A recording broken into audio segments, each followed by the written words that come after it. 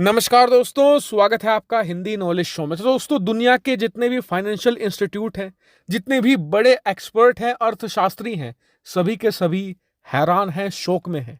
क्यों? क्योंकि भारत ने एक असंभव काम कर दिखाया है, वो भी ऐसे समय में जब ये करना लगभग नामुमकिन लग रहा था। और देखिए, हम सभी को इसके लिए भारत के वित्त मंत्रालय की दाद देनी पड़ेगी, क्योंकि अब से 2 महीने पहले उन्होंने हमसे एक वादा किया था और वो अपने वादे पर पूरी तरीके से खरे उतरे हैं। अपनी बात उन्होंने सच साबित करके दिखाई है। लेकिन मैं आपसे एक रिक्वेस्ट करूंगा कि इस वीडियो में मैं आपको इस कारनामे के बारे में तो बताऊंगा ही, साथ ही आपको 2 बड़े कारण भी बताऊंगा। वो आप जरूर जान लीजिएगा, क्योंकि उसके बाद भविष्य में आप खुद ही अंदाजा लगा लेंगे कि भारत ऊपर जाएगा या फिर नीचे गिरेगा। आपको कोई न्यूज़पेपर या आर्टिकल पढ़ने की जरूरत नहीं पड़ेगी। तो चलिए, अब बिना टाइम वेस्ट के वीडियो को तुरंत शुरू करते हैं। तो दोस्तों, मैंने आपको कल शाम वीडियो बनाकर बताया था कि पाकिस्तान का जो फॉरेक्स रिजर्व है, यानी कि विदेशी मुद्रा भंडार, जिसे खजाना भी कहते हैं, वो 10 अरब डॉलर से नीचे आ चुका है। और आज शाम का अपडेट ये है कि ये 9 अरब डॉलर के स्तर को छू चुका है। ये बहुत ही कम है और बताया जा रहा है कि इससे पाकिस्तान सिर्फ 3 हफ्तों तक ही चल सकता है। अगर पाकिस्तान को मदद नहीं मिली तो पाकिस्तान के अंदर हालात वही होंगे जो श्रीलंका में है, यानी कि लोग सड़कों पर होंगे और दंगे होंगे। और मैंने आपको तभी बताया था कि विदेशी मुद्रा भंडार हर देश के लिए बहुत ही क्रिटिकल है। जितना ज्यादा ये कम होता जाएगा, आपका देश संकट में फंसता चला जाएगा।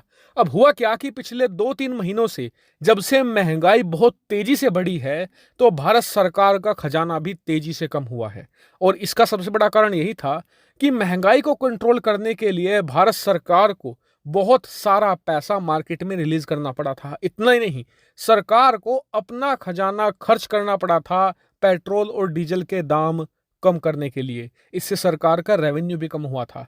ऐसे में जितने भी फाइनेंशियल इंस्टीट्यूट थे, जितने भी अर्थशास्त्री थे, सब यही कह रहे थे कि भारत का फॉरेक्स रिजर्व, यानी कि जो खजाना है, जो पिछले हफ्ते 590 अरब डॉलर था, वो इससे कम से कम 15 से लेकर 20 अरब डॉलर गिर जाएगा। ऐसे में किसी ने भी, लिटरली किसी ने भी नहीं कहा था कि भारत का खजाना 1 रुपया भी बढ़ेगा। लेकिन आप जानकर हैरान रह जाएंगे कि भारत का खजाना फिर से 590 अरब डॉलर से उठकर 600 अरब डॉलर को पार कर चुका है। और आज भारत का खजाना 601 अरब डॉलर 363 मिलियन डॉलर पर पहुंच चुका है। और यकीन मानिए, पूरी दुनिया में इसे भारत की एक बड़ी जीत के तौर पर देखा जा रहा है और इसे भारत की एक मजबूत अर्थव्यवस्था के प्रतीक के तौर पर भी देखा जा रहा है। क्योंकि जब पूरी दुनिया आपके खिलाफ हो, एक भी आदमी ये कहने को तैयार ना हो कि आप 1 रुपया भी नहीं बढ़ोगे, तब आप अपने खजाने को सीधा 600 के पार ले जाएं। ये बहुत बड़ी उपलब्धि है। वहीं आपको एक और मजेदार बात बताता हूं कि भारत के विदेशी मुद्रा भंडार में ना, जो हमारा गोल्ड है, यानी कि जो सोना पड़ा हुआ है, वो भी बड़ा है करीबन 94 मिलियन डॉलर। और अब हमारे पास, सिर्फ गोल्ड की बात करूं तो करीबन 41 अरब डॉलर का सोना पड़ा हुआ है, जो भारत सरकार के पास है। भारतीय जनता का तो मैं जोड़ भी नहीं रहा हूं, सिर्फ भारत सरकार के पास 41 अरब डॉलर का सोना पड़ा हुआ है। यह कितनी बड़ी रकम है।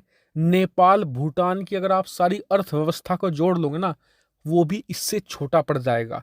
ये इतना ज्यादा सोना है। इतना ही नहीं, जापान का जो टोटल रक्षा बजट है, जापान जितना तीनों सेनाओं पर खर्च करता है, लगभग उसके बराबर हमारे पास सिर्फ सोना पड़ा हुआ है। सोचिए, भारत कितनी तेजी से ग्रो कर रहा है। अब आप कहेंगे कि ये खजाना बढ़ा तो है, ऐसे मुश्किल समय में बढ़ा है, लेकिन इसके पीछे कारण क्या है? तो कारण है 2। पहला कारण यह है कि भारत के एक्सपोर्ट बढ़े हैं। कल मैंने आपको वीडियो बनाकर बताया था कि भारत का जो मई महीने का एक्सपोर्ट था ना, वो 37 अरब डॉलर को क्रॉस कर चुका है। 1 महीने में ही हमने 37 अरब डॉलर का सामान दुनिया भर को बेच दिया है। पहला कारण तो वो है। दूसरा, जो वीट का एक्सपोर्ट है, यानी कि अनाज का एक्सपोर्ट, वो भी हमारा बढ़ रहा है। तीसरा मेन सबसे बड़ा कारण है, जो विदेशी निवेशक हैं, वो दोबारा फिर से भारत के शेयर मार्केट में पैसा लगा रहे हैं। और इसका प्रोसेस कुछ ऐसा होता है कि मान लीजिए अमेरिका का एक बहुत ज्यादा बड़ा बिजनेसमैन है, वो भारत की किसी कंपनी में निवेश करना चाहता है, तो वो भारत आएगा, भारत सरकार को डॉलर देगा, 1 बिलियन डॉलर, 2 बिलियन डॉलर। उसके बदले भारत सरकार डॉलर रख लेगी, उसे भारतीय रुपया देगी। फिर वो भारतीय रुपये से शेयर मार्केट में किसी भी भारतीय कंपनी के शेयर खरीद लेगा।